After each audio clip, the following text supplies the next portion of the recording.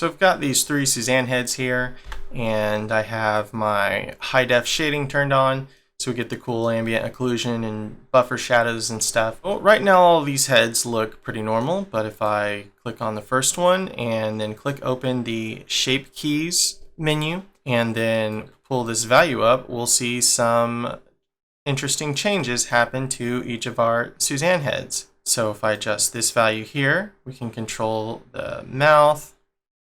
And if I click on the third one and adjust this third key, we can see this sticking Suzanne's nose out. Shape keys allow us to create different versions of each object's mesh and then use this sweet slider to basically morph from one version that you edited to the next. And you can add as many of these as you want for the same object. So for instance, I started off with this first shape key here, which I just edited this value, and we'll create all of this from scratch in a second, so don't worry. And then I duplicated it and created this one. As you can see here though, I now have key 2 in addition to the key 1 there. So I can adjust this key 2 value to move the mouth, or I can adjust this key value as well. And then over on the third monkey, we have 3 keys, so I can adjust this where I edited the nose, and then adjust the mouth, and adjust the crazy kind of Looney Tunes eyes popping out of the head kind of deal. These shape keys, of course, can be animated as well as be used during physics simulations, which is awesome. And we'll get to that in just a minute, but let's go ahead and recreate this from scratch so I can show you how to make these. So I'm going to press B to do a border select, select these top 3 Suzanne heads, X to delete. Then I'm going to press Shift A and under Mesh, add another monkey head, G to grab, maybe scale it up just a little bit, tap W a few times to give it some smooth shading. So when we start out with a fresh object, there won't be any shape keys. And the first thing to remember is that you're going to need to press this plus button twice while in object mode to get the show started, basically. So the first time you press plus, you'll see this basis created, and this basis key, shape key, because that's what we're dealing with here, is the control key. It's basically a copy of the mesh exactly how it looks normally.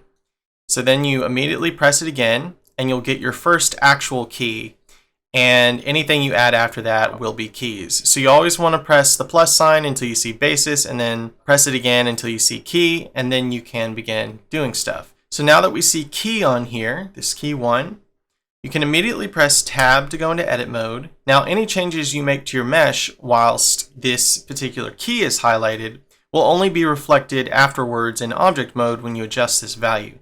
So we could do like the eyes, we could press space for face selection, select one of these pieces of the eye here. I'm just going to hold C to do my circle select brush. And go ahead and just get the whole outer rim of these eyes here. And C to select all this. Holding C and pressing left mouse button lets you paint select mesh. You can also use that to deselect mesh by holding C and then holding down on the middle mouse button if you need to deselect things. So that can be useful if you accidentally select more than what you wanted there. So then we could press G to grab, pull these out. I want to go ahead and scale these up a little bit too, but if I try to scale them like that, they move out, and I don't want that to happen. So what I can do is change my pivot point to individual origins, and this will cause both mesh selections, and I don't know how that got unselected, but that's not good. It will cause both mesh selections to scale away or towards the center of their little island of mesh, basically. So I'll press S to scale like that, and then I'll go ahead and switch this back to medium point. So now notice that when we press Tab and we hop back into object mode, that the Suzanne head looks exactly like it did before we pressed Tab to go into edit mode. And so now we can activate this by adjusting this value. And what's sweet about this is, like most other properties in Blender, we can animate it by hovering the mouse over the value and pressing the I key on your keyboard. So we're down here on frame 0. I could press I to insert this first keyframe, and then right mouse click and drag the timeline down, say 1 second or so, and then increase this to maybe about half. Press I again to insert another keyframe. Now if I drag my timeline with my right mouse button, you can see that activating there. I could bring this maybe a half second later, and just press D to duplicate that frame right there. So these eyes will pop out, then quickly pop back down to normal. And we could maybe duplicate this again so they'll stay normal for just like a second. And then on second 4, we could maybe have this go all the way out and press I again. So now if we press back and press play, we can see these shape keys at work here.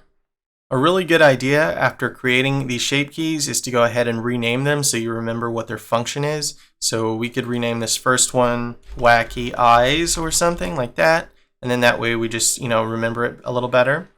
Let's go ahead and press back and let's do the mouth. And so we want to make another shape key. So what we do is go ahead and press plus, and then you'll see this key 2 highlighted here.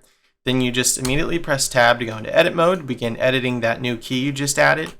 And let's go ahead and select one of these faces inside the mouth, and that will of course deselect everything else for us if you're not holding shift.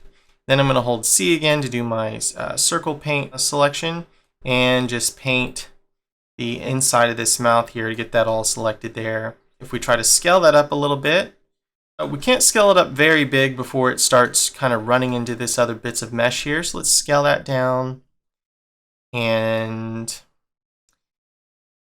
let's shift select this top 2 bits here. Press G to grab, just pull it straight up, S to scale, and that allows us to make this much bigger. And you could adjust this expression to be however you want, or move the lips around or whatever.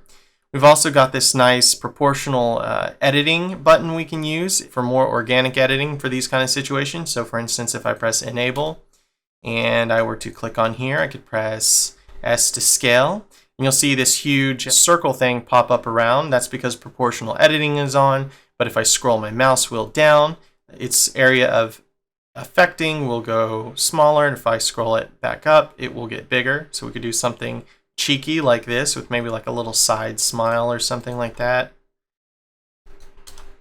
Press tab to go back into object mode, and that key is now built. So we probably want to go ahead and rename that too. Just double click on it and we could call it mouth open smile, I guess. And so now if we adjust this value, we can see the Suzanne mouth getting wider and bigger. So I'll go ahead and press I to insert a keyframe for this. Then we can drag the timeline down with our right mouse, and maybe at this first second go ahead and press I again, and so that will keep the mouth a normal shape until it gets here. And then right when it gets there, maybe we'll have it come up a little bit, press I again. Or if you want, you can turn on this auto record keyframe button. While this is pressed, whenever you move the timeline and adjust this value with the selected shape key, it will just automatically be put in there. So that can be useful. So we have this come open like that, and then say around right here, we want this to be like full size. Notice a new keyframe is entered because we have auto keyframe on. And then we could have it come back down. And then that keyframe is automatically entered again. And we could have it go up. And then the timeline will automatically snap to either keyframes or increments of the grid. But if you want to temporarily disable that, you can hold the Alt key. And I usually do that with my thumb. And then right click just a little bit over. And so we could like do a very rapid kind of monkey style mouth getting excited, opening and closing real big kind of deal.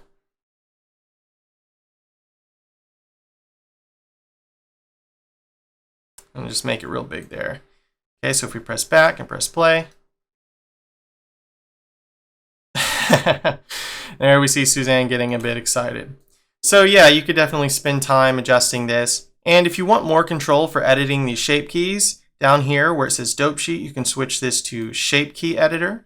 And this, of course, will let us see the individual shape keys that we've been editing. So if I drag this over a little bit, you can actually see each of these shape keys names here. And then so we could individually adjust the keyframes rather than having to do it via the menu. So just so you're aware of that. And then one it's regularly on is dope sheet, which is basically a summary of the animation keyframes for each object. So question, can we use these shape keys with rigid body physics? And the answer is an awesome yes. If we wanted for our shape key edited object to be able to interact in the rigid body physics world, all we do is, like any other object, press T to bring up our tool shelf. Under physics control, press add active. Now if we press play, we'll see since the object was animated, the animated value is automatically turned on, which you need this activated at all if you're going to use the shape keys. So we could press go back. So for instance now, if we right click to snap our cursor to this object, and I say press Shift A and add some cubes, press G to grab, bring it up, and go ahead and press add active on this, and I'll just press Alt D to do a link duplicate, and just link duplicate these a bunch of times so we've got some stuff to fall. And now if we press play, notice that the collision is happening with the shape key animation as well, which is super cool. And it appears as though I forgot to turn on passive rigid body physics for the ground. So let's click that, press add passive, press play, so these, don't fall into oblivion. And so yeah, that's pretty